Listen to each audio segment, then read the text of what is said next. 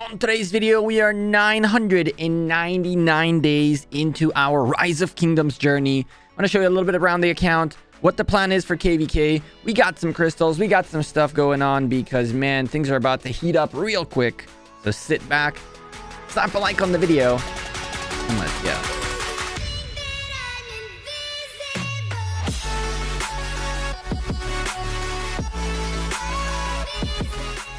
Hey there, YouTube. Welcome back to Gekko Gaming, and we are on day 999. Tomorrow, the 1000th day playing Rise of Kingdoms. And it's been a fun few years, not gonna lie to you. I'm quitting, though. I'm kidding. But anyway, here is where we stand right now. This video is brought to you by the makers of Infinite Galaxy. Infinite Galaxy is a mobile strategy game that takes place in space. You've been enlisted as a spaceport general, and your job is simple. Grow your spaceport, your space fleet, and engage in combat with other players and environment elements across space. You will command a set of crew members, flagships, and warships, which will help you conquer space. And with the help of your alliance and alliance mates, you can defeat spaceport defenses, claim star systems, and expand your footprints in space. Whether you're a player versus player or player versus environment enthusiast, a spender or a free-to-play player, Infinite Galaxy has all is needed to cater your gaming experience. Check it out using the link down below, and thank you again to Infinite Galaxy for sponsoring this video. The most shameful thing I can say about this account, 999 days into our Rise of Kingdoms campaign, without a doubt in my mind, is something I'm going to keep reminding a lot of you because it pisses some of you off like really badly. You guys are legitimately taking it to heart a bit harsher than it should be. Yeah, I have 3 buildings that are not level 25 just yet. It happens. It is what it is. Move on with it. I don't want to waste resources on them, although technically I would have made so much gold in all these days that I haven't done that it was probably worth it. But anyway, we are currently in Strife of 8, and we're pushing our way through the event. Strife of the 8 just started a couple days ago. We are picking up as many crystals, bundles, and crystals as we can. It's, I believe, now day 2, and on day 2, we're almost finishing up this. We're just getting it slowly and steadily with the daily Conqueror as well for now. Hopefully, we're going to get a couple of extra bundles. We did max out this building, which we hadn't done on stream, and so we are at a point where we're just cranking researches. We're preparing for a very big war to come.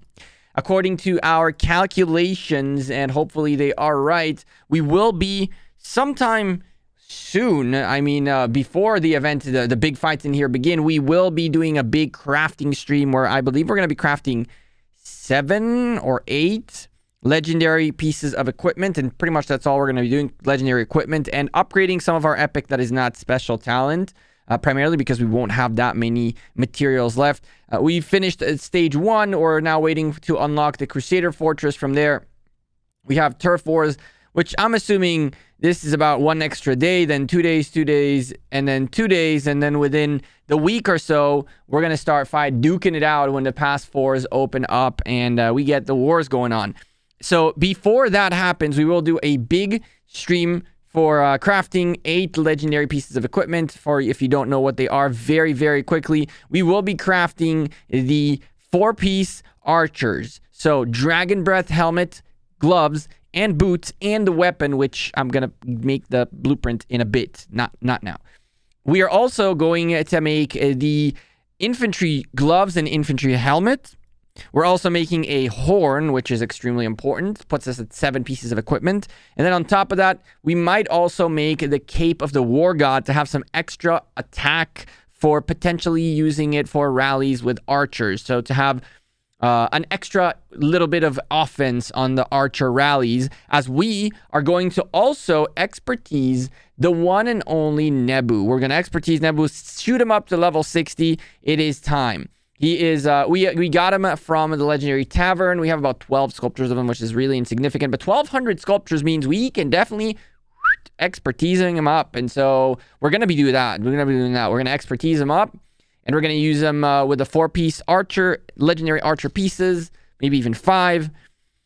And with the right tech, hopefully that'll be enough to lead some fun rallies in the coming KVK. But we're also not neglecting our infantry commitment and our garrison commitments as a garrison, infantry garrison main, I guess I would call myself. Everything is on Richard right now as we're doing Karak. this is the current set we're kind of rocking for Garrison. We might actually consider the option to swapping this for that, which I really don't see a reason why I do. But anyway, there's a lot of talk about it, so we might do that, give that a go. With the helmet upgrade, it'll be really nice. We'll go from attack to defense and a lot more stats, which is good. Add to that the fact that these stats are pretty much the same stats, 7.5% infantry defense. But when we do that and combine it with a helmet, we're going to get 3% more defense, if I'm not mistaken, for infantry for the 2-piece set. From there, this is pretty much as good as it could get. We might consider at some point switching out the shoes, but we will be at pretty much the best I could get to, of course, without starting to make more sets and make more special talents and whatnot. So we'll have some garrison happening here and there. Hopefully that will be enough. We don't have a leadership set yet. That's the next big thing we're going to work on. I've been saying that for a little bit now, but now we have a good infantry set, a good archers set, at least to have the two main things I want to do at a decent level. And then now leadership for garrison specifically, we're going to have to start working on, because the garrison mixed troops are a thing, and we're going to need to make sure we stay on top of that. Start with a good epic set and upgrade it to legendaries later on. So 999 days have done a lot for us. We've had about not that many kills. I'm not going to lie to you. We could get more kills than this, and we're working on getting more kills than this. I mean, we got a huge portion of this on our last KVK alone. So there's definitely, this is definitely going to grow and grow quick. And on top of that, we got about 10 million dead troops overall on the account. We've peaked at 98 million power. We'll definitely make it to 100 for the fights coming up. That's going to be fun. What else we got going on? That's pretty much that. We had in 1,000 days made it to 4th place in Osiris League Season 2, which then gave us this beautiful skin and this mini pyramid, which are the commemorative gifts for all those that participated in the Osiris Grand Finals, the first one that ever happened. And so it was really cool. This also worked out extremely well for us because it's an infantry defense skin, which is fantastic for a garrison individual, especially when you're garrisoning infantry. That does give me a little bit of an advantage in terms of the skin buffs. And so we have that going for this account, 990 days in. We migrated 3 times this account total. We were in 58, then we were in 59, and then to 401. We've also had another account that we migrated more times than that. The other account migrated about 5 times, but we've been residents of only 3 kingdoms ever. The JWM era, golden era, kind of until the decline, and now the 401 era. And we're in here for the long run at this point, with KVK still right in front of our eyes. We're getting ready to rock and roll. The honor roll situation is kind of nutty. People are going wild. V636 having some guys hunting them barbs. In terms of coalitions, there's some coalition work happening out there, I can tell you this much. A lot of big things.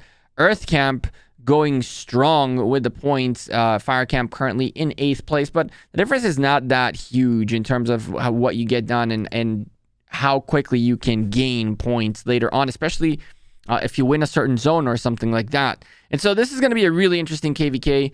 1,000 days in, we have a decent set of commanders available out in this account. We've focused primarily on archers and then on garrison. We have some of the regular commanders that, as time went on, we expertised, such as Sundok, such as Julius Caesar, all came from gold keys. Cleo from events as well. We got her from getting some strategic reserves. But on top of that, El Cid came from keys. We did put some sculptures to get Charles Martel expertised. But we do, and of course, Cao Cao as well. But we have all these basic commanders almost done. Mehmed almost maxed out. We're missing. Other than that, I think that's pretty much the only. And Nishida, of course, we're missing a few levels on him, came in later on. And so Mulan available in here. All epic commanders fully maxed out. Expertise not leveled up all the way because I really couldn't care less, but they could be. Again, same story goes for the rest of them. 4 commanders remain outstanding. We have the new infantry commanders out here with Pakal that I didn't even go over at all. We're going to take a quick peek at him as he's coming out into the mightiest governor very soon. And so, yeah, other than that, I think for 1,000 days, we have a lot more to go. We have been investing a little bit more into the game lately to make sure we have a fun KVK. That includes crystals. That includes everything we need to do to make sure that we can have a good stream of this coming KVK, a good fight, because we will be streaming it live, of course. And win or lose, we're going to stay here and fight until the very end. And so this is going to be a fun time. Hopefully you guys will enjoy that coverage. 1,000 days into Rise of Kingdoms. Could be better, definitely. Could be worse, absolutely. Do I regret anything? Yes, I regret starting playing Rise. I'm kidding.